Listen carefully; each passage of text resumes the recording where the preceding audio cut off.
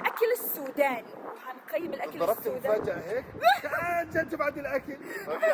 الاكل السوداني متحمسة، أول مرة لإلي، أول مرة لبابا. خلينا نشوف الأكل السوداني ونقيمه مع بعض. إيش كانوا بيقولوا السودانيين؟ نسيت. حبابكم حاجة نسيتها. خلينا نسأله جوا. خلينا نسألهم، أنا بعرفها. بس أنا عندي سؤال. شفت السودانيين لما يجوا بدهم يرحبوا في واحد بيقول حبابكم حاجة، صح؟ حبابكم 10. انا قلت لك حبابكم 10. انا في عرق سوداني. أنا يا جماعة ما تسمعي. والله العظيم. احنا على قد اصدقائنا السودانيين قد شعب راسي، لكن ما اجى في بالنا نجرب خبرة زيرو. الاكل. انا مش عارف ليش يعني، علامة استفهام. فانت حببنا في الاكل السوداني. إيش تنصح؟ اعطينا من الاخر.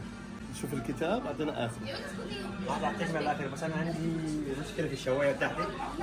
هم حيتين انهم عندي حاجه شيه ولا قاشي. إيش اسمها؟ شيه الشيا افضل شيء. قاشي؟ الافضل شيء ونحن مشهورين به حاليا ما متوفره. طيب ايوه برنامج الصدمه. اوكي شو ياكلوا؟ شو بتنصحهم؟ كبده، صدوق، سمك، شيء على الصيد، فلافل، فول، سلطات. ما هو وقت غدا. كله متوفر ان شاء الله. ما هو وقت غدا يا ابني. بدنا غدا يعني، هذا وقت غدا. في بفتيك حاليا. بفتك دجاج؟ شو بتاخذ بفتك دجاج؟ جرب. يعني هذا برضه مشهورة في السودان؟ لا ما مشهور، لكن برضه احنا من حاجة مشهورة. احنا جايين مكان سوداني، ما تفضحناش. قلت لك احسن مكان سوداني وتقول لي مش سوداني؟ مش فاهمة.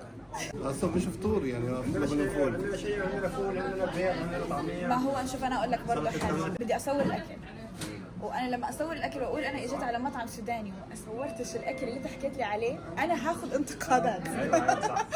صراحة. شكلي اليوم ما صوري بس. لأنه أنا مهم طيب يعني. ليك عشاء؟ تاخذ كفته؟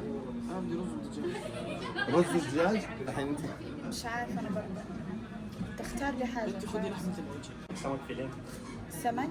سمك فيليه. ما هو مش يعني السمك كل الناس عندها يعني، صراحة اذا بدك شيء سبيشالي في الجاليه يعني. خلينا المره الجايه ان شاء الله. نروح يعني؟